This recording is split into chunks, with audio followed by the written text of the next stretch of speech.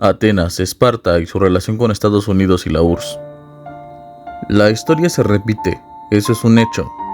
Incluso hay una frase que dice lo siguiente: el historiador es un profeta al revés. Realmente es un profeta, puesto que estudia las paridades históricas que han ocurrido a lo largo de los siglos. Es por ello que se ha pensado en que en realidad la sociedad no evoluciona, sino que es cíclica, que va repitiendo los mismos patrones de comportamiento en una u otra era, independientemente del progreso tecnológico que hemos alcanzado. Realmente, como humanidad, no hemos modificado ninguna de nuestras actitudes más hostiles, miserables, antisociales. La ambición, la avaricia ha traído consigo en todas las edades gran caos. El poder, sea político o económico, consume a la humanidad y puede que sea artífice de su propia destrucción. Si algo sabemos es que ni de cerca la naturaleza ha estado tan proclive a destruir a la humanidad que la misma humanidad a sí misma. Las grandes guerras, la tecnología utilizada para matar, han sobrepasado incluso a los desastres naturales más catastróficos. El ser humano es una fuerza de la naturaleza que no sabe controlar sus ímpetus, sus ambiciones, su egoísmo, y que con ello, aún teniendo gran poder de hacer lo correcto, siempre se hace lo equivocado. Esta es una pequeña reflexión antes del video en cuestión, puesto que es importante estudiar la historia para no cometer los mismos errores. Pero aquel que estudia la historia y otras ciencias es quizás como el mito de Casandra, un profeta al que nadie le hace caso y que por ende volverá a arder Troya. En esta situación de los paralelismos históricos, he de mostrar uno que me ha parecido sumamente interesante y que involucra a dos naciones diferentes y a dos polis griegas completamente distintas también. La URSS y Estados Unidos, así como Esparta y Atenas. Como sabemos, la lucha ideológica de los dos primeros definió el siglo XX, pero la lucha entre las dos polis secundarias igualmente sería de gran relevancia para la Hélade, que es como se conocía a Grecia en esa época. Hay similitudes con los ideales de tales naciones con las polis anteriormente referidas, la URSS con los espartanos y los Estados Unidos con Atenas, pues existen algunos historiadores y sociólogos que piensan que en Esparta existía un socialismo primitivo, ya que los espartanos no tenían posibilidad de participar en un libre mercado, sino que cada ciudadano espartano se le entregaba la misma cantidad de recursos y bienes para que pudiera dedicarse al aspecto en el que eran excelentes, la guerra. Esparta entonces tenía una sociedad igualitaria, puesto que sabían que las divisiones entre las comunidades se producían por el exceso de bienes, por un lado y no por el otro. Las rivalidades entre los seres humanos destruyen la armonía de la sociedad y sobre todo la comunión entre los ciudadanos. De modo que un espartano no podía ser más rico que otro o tener alguna diferencia. Por ello los ciudadanos espartanos eran llamados los homoioi, es decir, los iguales. Naturalmente también practicaban una forma de vida más austera, exenta de ostentaciones o lujos, puesto que estos últimos también debilitan al ser humano. Para que la sociedad espartana funcionara y se dedicaran a la guerra, debían estar todo el tiempo en los cuarteles entrenándose, por lo que no tenían tiempo suficiente para las labores de ganadería y el campo. Así es que los espartanos usaban a los hilotas, que eran una especie de esclavos con la única diferencia de que no podían comerciar con ellos. Cada familia espartana tenía su cantidad específica de hilotas que se encargaban del trabajo del hogar. Así también había periecos que no eran considerados ciudadanos. El gobierno de los espartanos estaba constituido por 2 reyes, 5 éforos y una gerusia, que sería como una especie de senado. De modo que no era una monarquía absoluta, sino más bien constitucional, ya que no podían tomar todas las decisiones los reyes de Esparta, sino que debían ser apoyados o consultar a los éforos.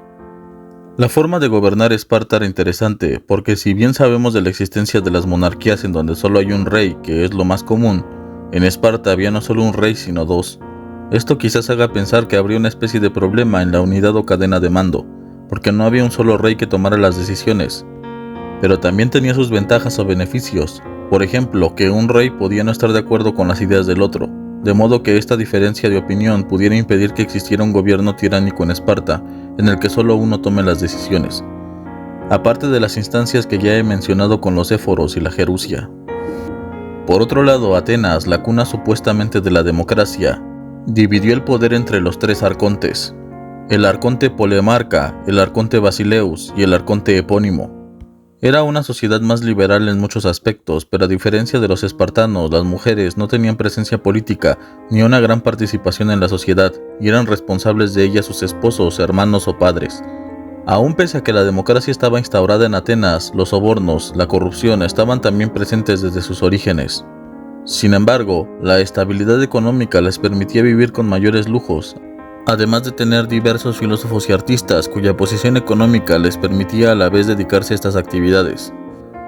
Además de un sistema esclavista que permitía a los ciudadanos de Atenas vivir bien del trabajo de sus esclavos, incluso teniendo algunos filósofos que defendían el esclavismo como lo es Aristóteles, que en su libro Política en el capítulo 2 habla de esta necesidad de tener esclavos como una forma humana incluso de hacer un bien a estos desdichados hombres, e igualmente expresando que una nación de esclavos, aun siendo de la realeza, siguen siendo esclavos. La mayor parte de la riqueza de Atenas provenía del comercio, de las minas y de los impuestos, así como de los tributos de sus colonias conquistadas alrededor del Egeo, pues los espartanos, al no comerciar y al no tener una apertura hacia el mar, no eran tan buenos navegantes como los atenienses, que en su servicio militar debían pasar algunos años en las naves explorando los mares. Atenas estaba aún más abierta al mundo que Esparta, la cual siempre se había aislado del resto de las polis griegas. Casi ningún ciudadano de Esparta tenía la posibilidad de explorar la Hélade, y las otras polis griegas tampoco podían ingresar tan fácilmente a Esparta.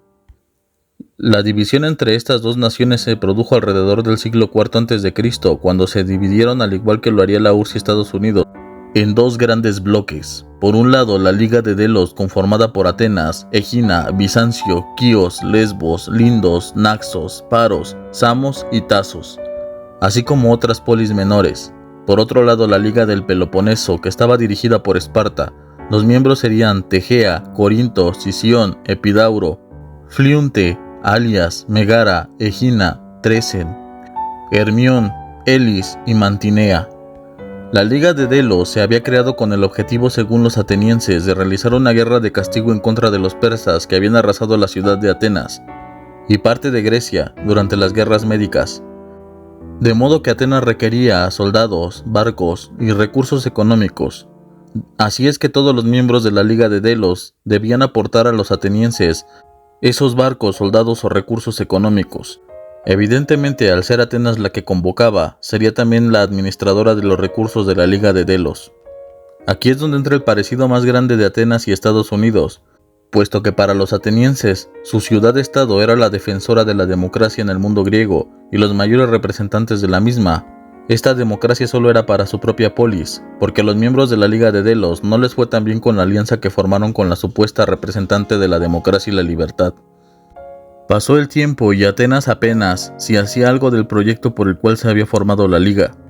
Estuvieron entonces almacenando recursos, pero las polis miembro no veían movimiento, por lo que muchas de ellas comenzaron a protestar y debían seguir dando tributo a Atenas por miedo, ya que miembros de la Liga amenazaban con salirse de la misma, y la respuesta de Atenas fue contundente. Polis griega que se salía de la Liga era atacada por Atenas, quienes derrocaban al gobierno de dicha polis y ponían en ella un político afín al gobierno ateniense, un gobierno supuestamente democrático. ¿A quién les recuerda estas acciones? Ya que Estados Unidos ha sido uno de los países que más intervenciones militares ha realizado, simplemente porque no le agrada o no va con sus intereses un gobierno de algún país americano o simplemente mundial, en donde con el nombre de la democracia en la lengua empuñan el arma homicida en contra de los países de los cuales se convierte en el árbitro. Las polis griegas miembros de la Liga de Delos no podían competir con el poder ateniense. Atenas era un verdadero imperio construido a lo largo del Egeo.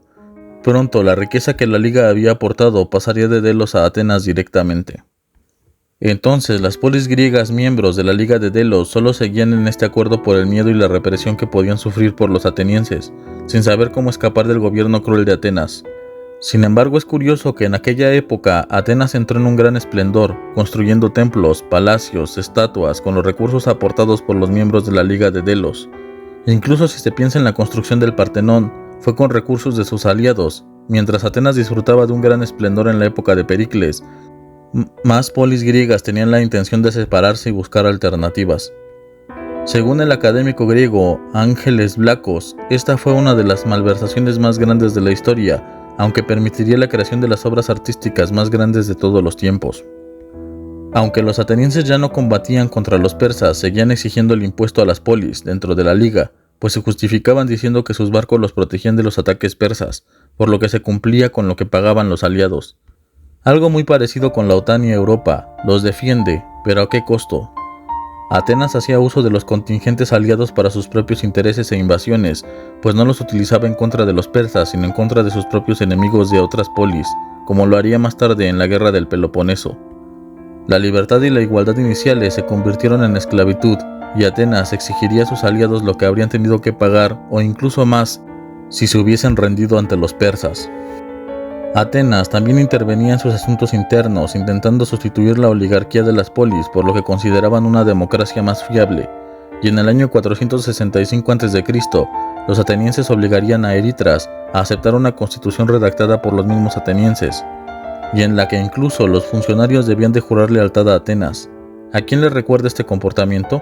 Una nación que trate a sus aliados como si fuesen sus esclavos, y el que, considerándose árbitro del mundo, decide lo que está bien y lo que está mal, poniendo gobiernos en países clave, leales a su mandato. Hay muchas formas de conquistar países, no necesariamente todas ellas deben ser bélicas. Hay otras más sencillas como el intervencionismo, el miedo y la manipulación. El uso del mercado o del comercio para fines políticos siempre ha estado relacionado con la tiranía disfrazada de democracia. Todos votarían a mi favor, no porque los haya convencido de que mis propuestas son mejores, sino porque les inspiro terror. Atenas solo le temía a una sola polis, Esparta. Casi siempre que se había enfrentado a esta ciudad-estado había resultado derrotada. Los espartanos eran guerreros notables y temidos en toda Grecia, derrotando a Atenas en la batalla de Tanagra en el 451 a.C., concluyendo con la tregua. En el año 449 a.C., los espartanos emprendieron una guerra contra los focidios que gobernaban Delfos, y devolvieron el santuario a los delfios. Sin embargo, tan pronto como se retiró el ejército espartano, Pericles apareció al frente del ejército ateniense y le regresó el poder de Delfos a los focidios. Atenas tenía razones para temerle a Esparta, ya que una vez reanudado el conflicto con Esparta, esta derrotaría a Atenas en Beocia, siendo destruido el ejército ateniense. Esto ocasionaría que Megara se separara de Atenas y Eubea se sublevara, y los espartanos comenzarían su invasión al Ática. Pericles sabía que no podría derrotar a los espartanos, así es que los sobornó para evitar una guerra, y regresaron a Esparta. Esto le costaría caro al que aceptó el soborno de Atenas. Esparta, como ya he mencionado, era una sociedad en donde se primaba la igualdad de todos los espartanos, evitando que las rencillas se ocasionaran por diferencias económicas y se implantaran en su sociedad. Los espartanos además entregaban la vida a su ciudad-estado. Cada ciudadano de Esparta debía de ser útil en la guerra o en la procreación de hijos saludables. No había peor pecado para un espartano que la corrupción y la cobardía, pagadas muy caras si se les llegaba a encontrar culpabilidad al acusado de estos crímenes. Uno de los castigos más comunes para los cobardes era cortar la mitad de su cabello y de su barba, de modo que al verlo en las calles, todo el mundo lo repudiaría. No había mayor orgullo para un soldado espartano que morir por su patria o por su ciudad-estado, y su cabello largo que los hacía sentir como leones, formando la falange que involucraba una gran coordinación entre los soldados y una gran hermandad. La falange hoplita demostraba la cohesión de la sociedad espartana.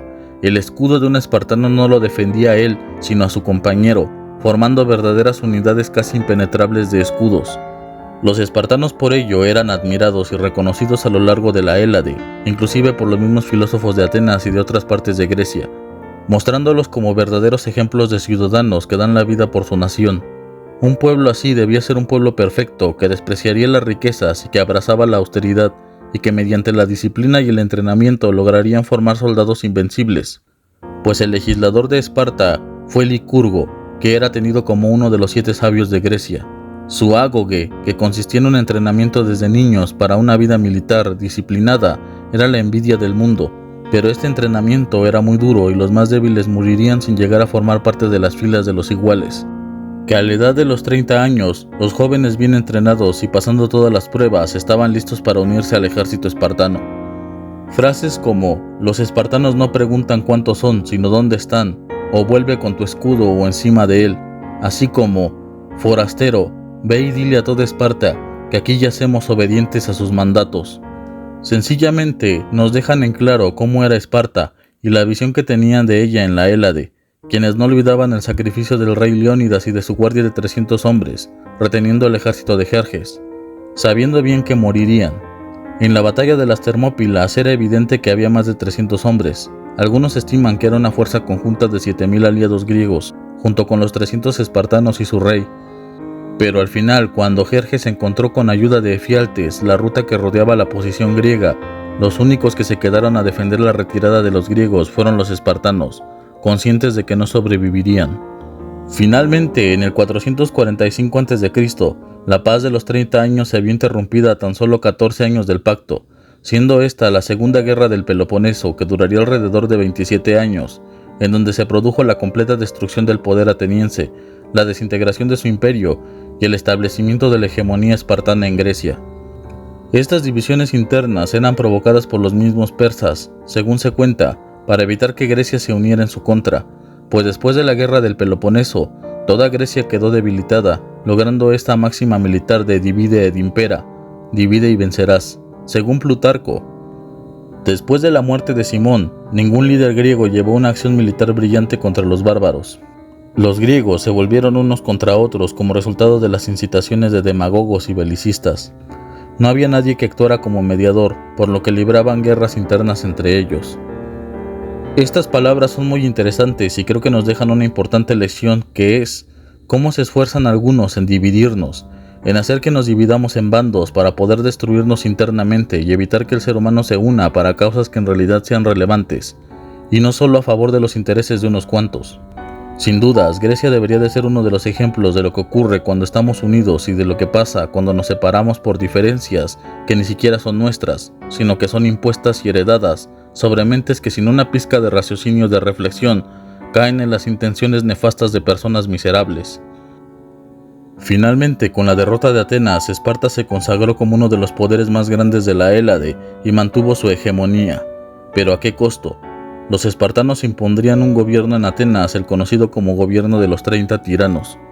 Persia había logrado su objetivo de contrapuntear a los griegos unos con otros, y finalmente Esparta pediría su ayuda para mantener su hegemonía ante una nueva guerra con Atenas, Tebas y Corinto, a las cuales lograría vencer con la condición de ceder las tierras griegas de Asia Menor al rey Artajerjes II de Persia.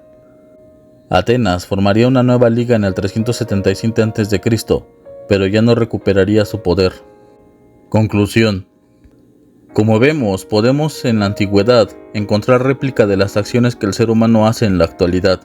El enorme parecido de estas dos polis griegas, Atenas y Esparta, con Estados Unidos y la Unión Soviética, es impresionante, y pocos han visto la relación que pueden tener, idealizando a todos a la Atena de Pericles, pero en realidad eran más tiranos que democráticos con sus aliados, buscando solamente el beneficio de Atenas, a diferencia de Esparta, que solamente se encontraba en un aislamiento preparándose para la guerra. Ambas eran potencias del antiguo mundo y estaban enfrentadas en ideologías o filosofías de vida diferentes.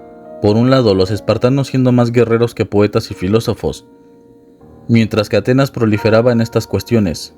Sin embargo, gran parte de los filósofos atenienses, así como de otras polis, tenían una buena impresión de Esparta, poniéndola como una sociedad funcional y casi perfecta, porque las divisiones eran casi inexistentes. La disciplina de sus soldados era notable, además de que su educación en el servicio a su estado era envidiable. El espartano debía morir por Esparta. Solo los que habían prestado servicio a la nación como soldados, o en el caso de las mujeres, como abnegadas madres, tenían derecho a una tumba. Esparta era para muchos la representación de un estado grandioso, incluso para Rousseau, que se expresa de buena manera de los espartanos, estableciendo que las artes y las ciencias han hecho al ser humano más débil, más inútil, menos proclive a alcanzar su potencial. La simpleza de sus vidas no les expone a peligros que en algún momento deberán enfrentar y que al no tener experiencia en ello han de perecer. Y si vemos cómo es la sociedad moderna, creo que tiene razón, puesto que la tecnología ha privado al ser humano de su contacto real con el mundo. Cada vez vemos más gente sin habilidades ni conocimientos en nada, y sin interés en las ciencias o en la filosofía, en el arte, en la expresión sublime. La adversidad es lo que revela nuestras verdaderas aptitudes y actitudes. Por eso la frase siguiente sintetiza bien este pensamiento. La suerte esconde las habilidades de un buen general, la adversidad las muestra. Es por ello también que muchas grandes civilizaciones se han perdido en la historia, al tener un apogeo, al dormirse en sus laureles, al no enfrentarse diariamente con la adversidad se vuelven perezosos, ruines e inútiles. Roma, al enriquecerse, al perder lo que le daba sentido, cayó incluso con aquellos que consideraban bárbaros, siendo estos últimos incluso más pobres que los ricos romanos. La riqueza y la ostentación han distraído los objetivos reales que tiene la humanidad para su supervivencia. Ha generado divisiones tanto de clase como jerárquicas y políticas, lo que hace que las naciones se desintegren, se pudran y colapsen. Roma en ese sentido no fue vencida al igual que Atenas por sus enemigos, sino por ellos mismos. Dieron la oportunidad a otras civilizaciones de destrozarlos, porque internamente estaban huecos. Persia logró su objetivo de dividir a los griegos y de destruirlos internamente, porque de por sí las ambiciones de ambas polis no les dejaban ver un amplio panorama en donde al enfrentarnos unos contra otros, en luchas sin fundamento, le damos poder a nuestros verdaderos enemigos. Las divisiones que han creado sobre nosotros rinden sus frutos y la manipulación nos vuelve débiles ante la adversidad. Finalmente, las grandes civilizaciones como Grecia o Roma caerían, no por culpa de sus enemigos, sino por culpa de ellos mismos. La caída de las grandes civilizaciones se produce primero internamente antes que externamente, al igual que la caída de un ser humano. Nosotros mismos somos quienes nos derrotamos, no nuestro enemigo que solo observa cómo es que le damos la oportunidad de acabarnos, sin siquiera hacerle frente.